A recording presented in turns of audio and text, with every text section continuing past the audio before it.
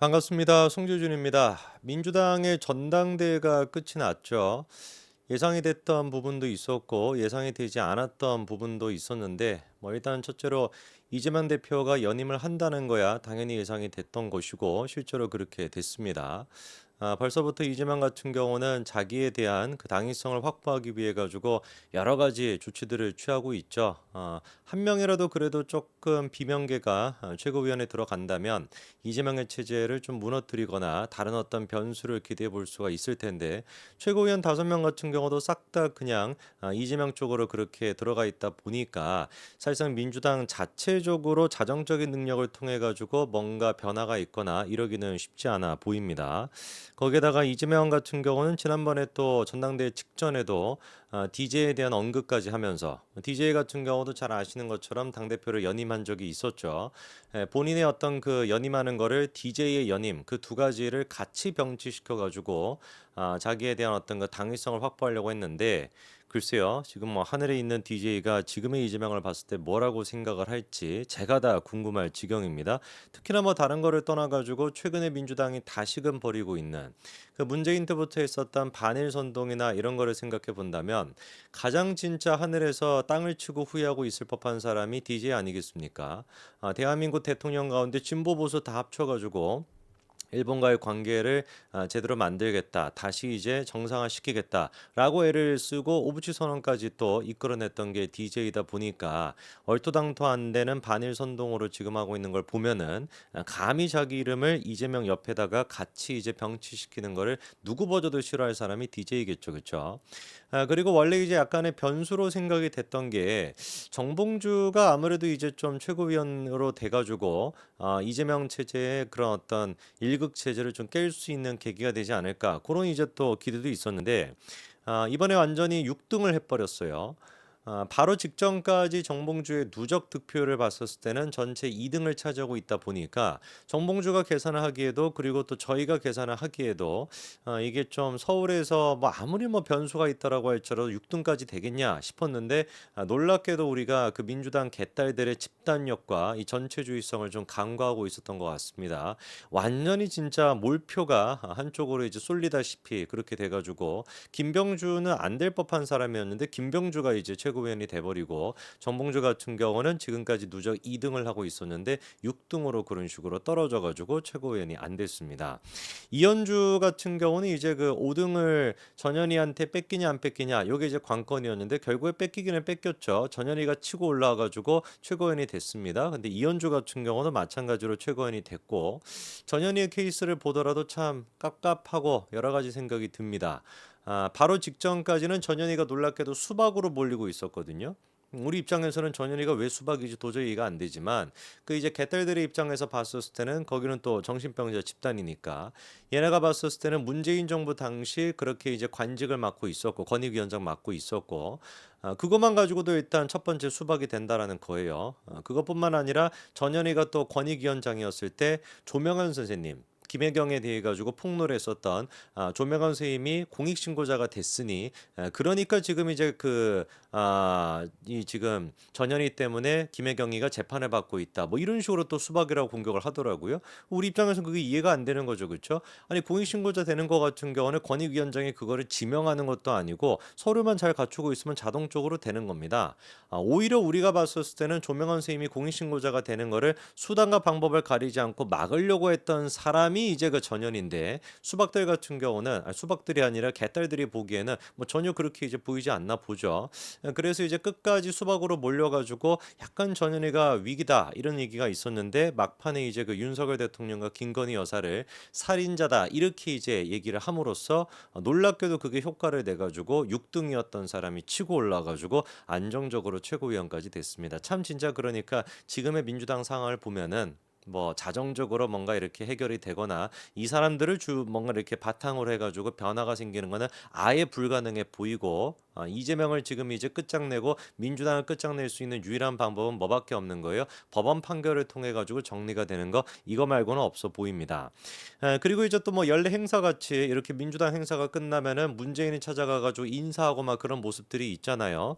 이번에 같은 경우도 이재명과 문재인 두 사람이 22일에 만난다라고 합니다. 계파 갈등 봉합에 나서나 뭐 이렇게 지금 이제 기사가 나오는데 계파 갈등 봉합에 나서기보다는 제가 봤을 때 누구부터 구속이 될 거냐.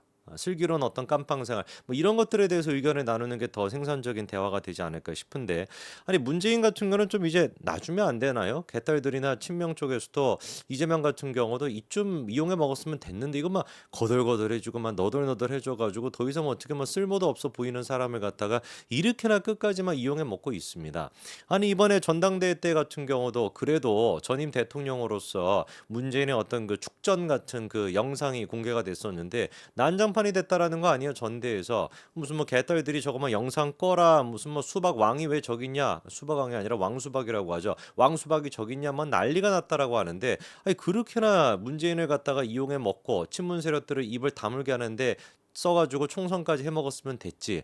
전대가 끝나고 난 뒤에도 이재명의 일극 체제를 정당하기 위해서 또다시 문재인을 갖다가 이건 뭐 부관 참시도 아니고 뭐라고 해야 될지 모르겠습니다. 그런데 이제 그 이재명과 문재인 두 사람에 대해 가지고 사실상 지금 뭐 친문들을 정리하는 것도 그렇고 친명을 정리하는 것도 그렇고 제가 봤을 때는 법치국가의 어떤 그 수사와 그다음에 이제 그 법원의 판단 이거 말고는 해결 방안이 없어 보여요. 그래서 이제 그 검찰 또한 마찬가지로 문재인에 대한 수사를 굉장히 좀 적극적으로 최근에 하고 있지 않습니까? 공교로운 거는 지금 시점이 이제 이원석 검찰총장의 임기가 한 달 정도밖에 남지 않은 그런 상황이라서 이원석 검찰총장이 식물총장이 되니 갑작스럽게 검찰 내부적으로 수사의 속도가 나는 듯한 그런 이제 좀 모양새가 돼가지고 참 좀 공교롭다라는 생각은 드는데 이번에 이제 또 공개가 됐던 게 검찰이 문재인 전 대통령 부부에 대한 계좌 추적까지도 했다라는 겁니다. 즉 전 사위의 그 특혜 채용과 관련된 수사가 굉장히 지금 빠르게 진행이 되고 있다라는 것인데 사실 이게 이제 그 민주당 쪽에서도 왜 이렇게 막 수사를 하냐라고 하고 있지만 빠르게 진행이 되고 있다라는 말 자체가 어불성설 아닙니까? 이게 고발이 된 지가 얼마나 됐어요? 4년이 됐습니다. 4년. 고발장이 접수가 된 지 4년이 되고 나서 이제서야 계좌 추적을 한다라고 하는데 이게 무슨 계좌가 두 발이 있어가지고 무슨 어디로 도망가는 것도 아니고 이 전산 정보라고 하는 것이 뭐 수정할 수 있는 것도 아니고 바꿀 수 있는 것도 아니고 1년 전이나 2년 전이나 3년 전이나 지금이나 그 계좌 내역은 그대로 있는 것인데 검찰이 의지만 있었다라고 한다면 충분히 뭐가 가능했던 거예요. 압수수색 같은 게 됐거나 이런 식으로 조사를 할 수가 있었던 겁니다. 법적으로 뭔가 좀 전임 대통령이다 보니까 잘 안 되는 거 아니냐 법원에서 영장을 발부를 안 해주는 거 아니냐라고 생각하실 수도 있지만 그것도 아니거든요. 이번에 한 거 같은 경우는 영장 신청을 한 게 아니에요. 기각이 될 거냐 발부가 될 거냐 이게 지금 문제가 아니라 아예 그냥 발부가 돼가지고 검찰이 집행을 한 겁니다. 영장 자체를. 그러니까 충분히 법원이 보기에도 어느 정도의 사실관계가 다 소명이 되어 있고 그리고 이제 다 뭐 증거 관계가 됐거나 이런 것들이 확보가 되어 있다 보니까 이렇게 법원이 영장까지도 발부를 해주는 것인데 왜 이제서야 검찰이 이렇게 나서는지 그게 좀 오히려 우리한테는 뭐라고 할까요? 불공정하게 느껴질 수밖에 없죠. 실제로 지금 검찰 수사가 지지부진하다라고 하는 지적이 지금도 나오고 있습니다.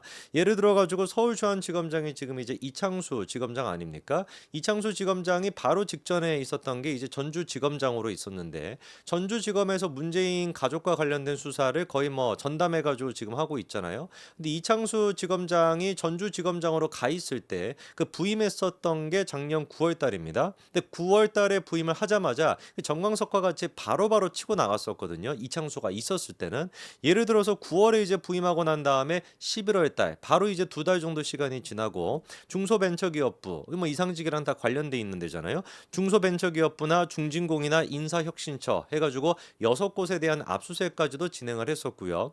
그것뿐만 아니라 홍종학 전 중기부 장관이 됐거나 뭐 정부 인사들이나 청와대 인사들이나 관련된 사람들에 대해서 줄줄이 소환 조사까지도 했었던 게 그게 바로 전주지검이었습니다. 9월 달에 부임을 하고 11월 달에 이런 식으로 압수수색부터 시작해서 소환 조사까지 다 했다가 이번에 이제 서울중앙지검장으로 오고 나니까 전주지검이 어떻게 된 것인지 깜깜무소식인 거예요.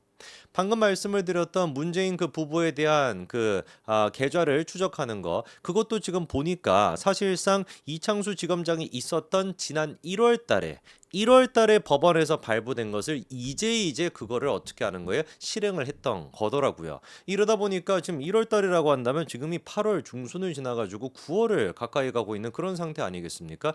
영장 신청을 했던 게 도대체가 1월 달에 발부를 받은 거를 갖다가 왜 8월 중순 말이 되고 나서야 그거를 갖다가 실행을 하냐고요. 그러니까 좀 이렇게 검찰이 내부적으로 뭔가 좀 윤석열 대통령과 직접적으로 소통이 잘 되는 사람들, 우리가 상식적이라고 보는 사람들은 이 문재인과 이재명에 대한 수사를 치고 나가는 듯한 그런 모양새가 있고, 그게 아니라 그 사람들을 제외한 전반적인 검찰의 분위기 자체가 뭐라고 할까, 이게 이원석 검찰총장의 영향인지는 뭐 우리가 단언할 수는 없지만 약간 좀 뭔가 소극적으로 진행되는 듯한 그런 느낌이 있다 보니, 이재명 입장에서 같은 경우는 지금 이 문재인 부부에 대한 압수수색이 이루어진 거를 듣고서 아마 좀 간담이 서늘했을 것 같습니다. 진짜로 검찰들이 좀 변하고 있구나. 그리고 이제 이창수 서울지검 중앙지검장뿐만 아니라 새로운 이제 또 신임 검찰총장 같은 경우도 윤석열 대통령과 굉장히 이게 소통이 잘 되는 분이잖아요. 특히나 이제 그 민정수석과도 관계가 굉장히 깊은 분이다 보니까 이분이 검찰총장이 된다면 모르긴 몰라도 지금까지 이루어졌었던 문재인 정부에 대한 수사, 이재명에 대한 수사, 김혜경 그 법카를 유용했다라고 하는 거는 아직까지도 이게 기소가 안 된 상태인데, 아마 검찰총장이 임명이 딱 되는 직후 한 달도 두 달도 되지 않아 가지고 바로 그 부분에 대한 기소까지 이루어지지 않겠습니까? 아마 제가 봤을 때는 문재인과 이재명 두 사람이 뭐 언제 만난다고 했습니까? 아까 전에 22일에 만난다라고 하는데, 이때 만나 가지고 논의해야 되는 것은 민주당을 어떻게 우리가 계파 갈등을 봉합할 것인가, 그거를 논의하고 자시고 있을 것이 아니라 본인 두 사람의 사법 리스크, 변호사는 누가 좋죠? 어떤 식으로 변호사비를 그거 이제 충당했죠? 이런 것들을 논의하는 게 훨씬 더 도움이 되지 않을까 싶습니다. 지금까지 이원석 검찰총장의 검찰과는 완벽하게 다른 새로운 검찰의 수사, 우리는 기대해봐도 좋을 것 같습니다. 여기까지 말씀드리겠습니다. 감사합니다.